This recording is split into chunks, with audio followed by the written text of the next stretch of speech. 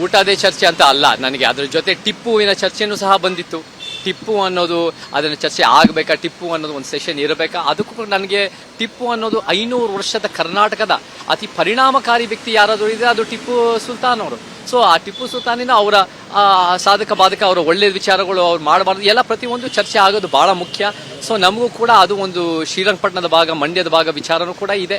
So ಈ ವಿಚಾರಗಳೆಲ್ಲ ಸಾಹಿತ್ಯ ಸಮ್ಮೇಳನ ಚರ್ಚೆ ಆಗಲಿ.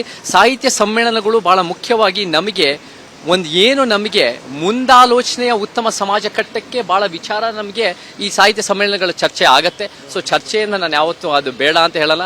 ಊಟ ಒಂದೇ ಅಲ್ಲ, ಊಟ ಚರ್ಚೆನೂ ಬೇಕು ಮತ್ತೆ ವಿಚಾರದ ಚರ್ಚೆನೂ ಬೇಕು. ಓವರ್ ಆಲ್ ಚರ್ಚೆ ಪ್ರಜಾಪ್ರಭುತ್ವಕ್ಕೆ ವಿಶಾಲವಾದ ಮನಸ್ಥಿತಿ ಬೆಳೆಸಕ್ಕೆ ಬಹಳ ಒಳ್ಳೆಯದು ಅಂತ ನನ್ನ ವಾದ.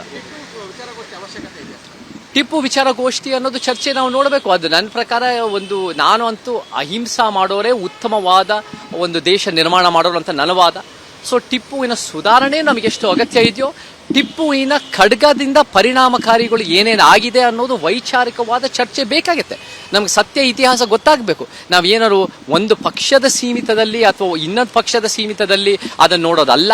ನಮಗೆ ಸುಧಾರಣೆಗಳು ಎಷ್ಟು ಮುಖ್ಯವಾಗಿ ಟಿಪ್ಪು ಸುಲ್ತಾನ್ ಅವರು ನಮಗೆ ತಂದಿದರೋ, 500 ವರ್ಷದ ಅತಿ ಪರಿಣಾಮಕಾರಿ ಕನ್ನಡಿಗ ಆಗಿದರೋ, ಅದೇ ರೀತಿ ಅವರ ಖಡ್ಗದಿಂದ ಎಷ್ಟು ಹಿಂಸೆ ನಡೆದಿದೆ ಅನ್ನೋದು ಕೂಡ ವೈಚಾರಿಕವಾದ ಚರ್ಚೆ ಆದರೆ ನಮ್ಮ ಜನರಿಗೆ ಇನ್ನೂ ಜಾಗೃತಿ ಆಗುತ್ತೆ, ಇನ್ನೂ ಒಂದು ಉತ್ತಮವಾದ ಕರ್ನಾಟಕ ಆಗುತ್ತೆ ಅಂತ ನನ್ನ ವಾದ. ಅದು ಚರ್ಚೆ ಆದಷ್ಟು ಒಳ್ಳೆಯದೇ ನನ್ನ ಪ್ರಕಾರ. ಚರ್ಚೆ ಆಗಬೇಕು, ಆ ಥರದ ಒಂದು ಸೆಮಿನಾರ್ ಇರಬೇಕು ಅಂತ ನನ್ನ ವಾದ.